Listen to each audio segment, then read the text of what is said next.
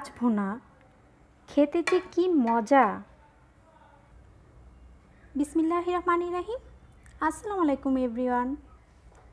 আজ আপনাদের জন্য নিয়ে হাজির হয়ে গেলাম দারুণ মজার শোল মাছ ভুনা।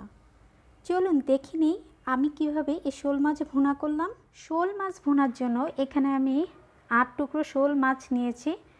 মাছগুলো লবণ দিয়ে খুব ভালোভাবে আমি ধুয়ে নিয়েছি, ধুয়ে পানি ঝরিয়ে নিয়েছি। আর এখন আমি মাছ ভুনা করব। মাছ ভুনার জন্য আমি যা যা নিয়েছি: 1 কাপ পেঁয়াজ কুচি করে নিয়েছি, 1 কাপ টমেটো, 3টা কাঁচা মরিচ মাছ বরাবর একটু চিড়ে নিয়েছি, 1 কাপ ধনে পাতা কুচি করে নিয়েছি, হাফ টি স্পুন রসুন বাটা, হাফ টি স্পুন আদা বাটা নিয়েছি, হাফ টি স্পুন ধনে গুঁড়া, হাফ টি স্পুন জিরা গুঁড়া, হাফ টি স্পুন হলুদ গুঁড়া আর নিয়েছি হাফ টি স্পুন মরিচ গুঁড়া। আপনারা যদি ঝাল কম খান তাহলে একটু কমিয়ে দিবেন মরিচ গুঁড়োটা, আর যদি বেশি খান তাহলে আরও বাড়িয়ে দিতে পারেন। রান্নার জন্য একটা প্যানে আমি প্রায় 3 টেবিল চামচের মতো কুকিং অয়েল দিয়েছি। এখন আমি তেলটা যখন হালকা গরম হবে 1 কাপ পেঁয়াজ কুচি দিয়ে দিব।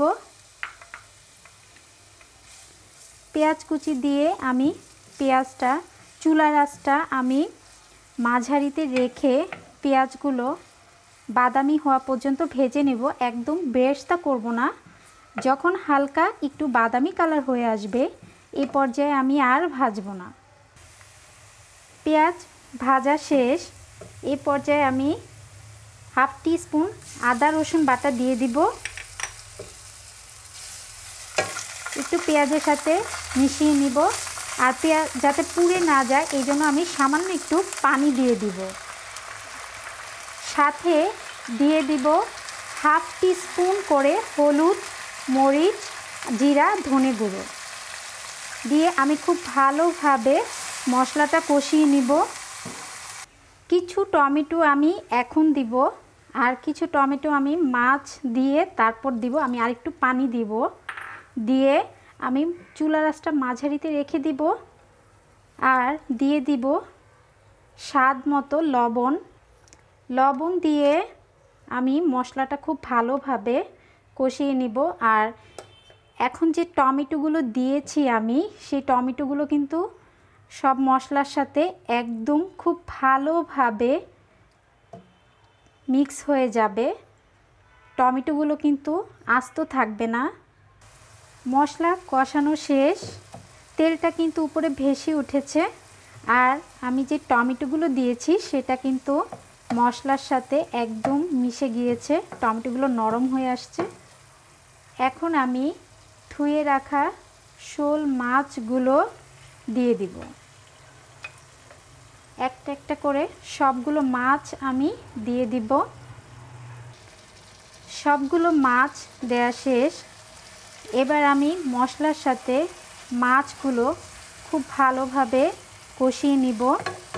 এখন পানি দিব না, আগে মশলার সাথে মাছগুলো আমি কষিয়ে নিব।